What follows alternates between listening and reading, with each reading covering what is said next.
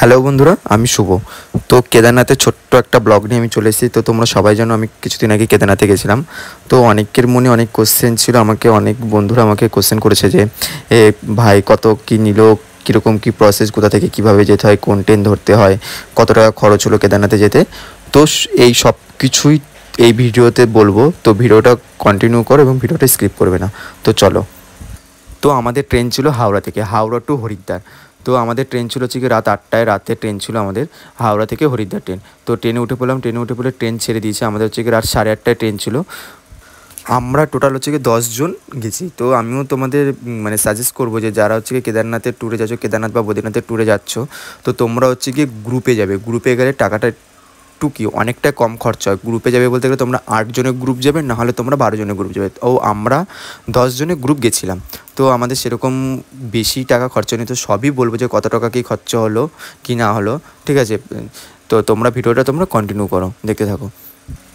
তো আমাদের হচ্ছে কি ট্রেনের টিকিট পড়েছিল পার পার্সন, ট্রেনের টিকিট পড়েছিল, আমাদের স্লিপারের টিকিট ছিল। তো পার পার্সন টিকিট পড়েছিল 700 টাকা করে টিকিট পড়েছিল পার পার্সন।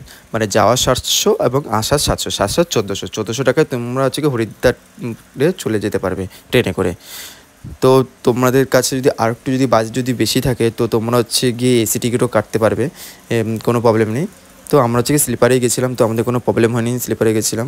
তো এই জায়গায় যেতে যেতে এই যে দেখো, এই যে বেনারস এবং অযোধ্যার উপর দিয়ে এই ট্রেনটা যায়। তো পুরোটাই দেখালাম তোমাদের। তো চলে এসেছি, দেখো হরিদ্বার চলে এসেছি। তো আমাদের হরিদ্বারে আসতে হচ্ছে গিয়ে রাতে ট্রেন ছিল, 2 রাত 1 দিন লেগেছিলো ট্রেনে, 2 রাত 1 দিন ট্রেনে লেগেছিলো।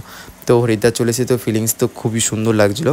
তো ফিলিংসে দেখো আমরা সকালে নেমেছি, মানে আমাদের রাতে ট্রেন ছিল, রাত 8টায় ট্রেন ছিল, 2 রাত 1 দিন ট্রেনে ছিলাম এবং আমাদের ভোরবেলা ট্রেন নামিয়ে দিয়েছিলো। ভোর 5:30 6টার মধ্যে আমাদের ট্রেন হরিদ্বারে নামিয়ে দিয়েছিলো। তো এখান থেকে আমাদের হচ্ছে কি 1 দিন হরিদ্বারে থাকবো আমরা এবং হরিদ্বারে পুরোটাই ঘুরবো। তো হরিদ্বারের ভিডিওটা তোমাদের দেখাবো যে হরিদ্বারে কী ঘুরছি কি না ঘুরছি, কত কী খরচা হচ্ছে, রুম রেন্ট কত, সব কিছু তোমাদের আমি দেখাবো। তো ভিডিওটা দেখতে থাকো। তো এইখানে দেখো হরিদ্বারে এই যে পুরো ফেমাস এই শিব মন্দিরটা, এই মন্দিরটা মানে শিব মূর্তিটা এতটাই সুন্দর, এতটাই ফেমাস, মানে যেই আসে হরিদ্বারে এই মূর্তির সামনে তো ভিডিও করবেই। তোমরা সবাই যেন সবার ভিডিওতে, সবার ব্লগে দেখেছো, সবার রিলসে দেখেছো। তো আমিও এই সামনে এসে, বাবার সামনে এসে আমিও একটু ভিডিও করলাম, একটু রিলস বানালাম। তো তোমাদের কাছেও আমি শেয়ার করলাম। তো এখান থেকে আমরা হচ্ছে কি হরিদ্বার থেকে আমরা হচ্ছে কি রুম নেব। তো রুম রেন্ট কত কী পড়লো কি না পড়লো সবই তোমাদের এই ভিডিওর মাধ্যমে জানাবো। তো কোনো যদি কোশ্চেন থাকে তো তোমরা আমাকে হচ্ছে কমেন্ট করে জানাতে পারো, আমি কমেন্টের উত্তর দেবো, বা তোমরা পার্সোনালও আমাকে SMS করতে পারো।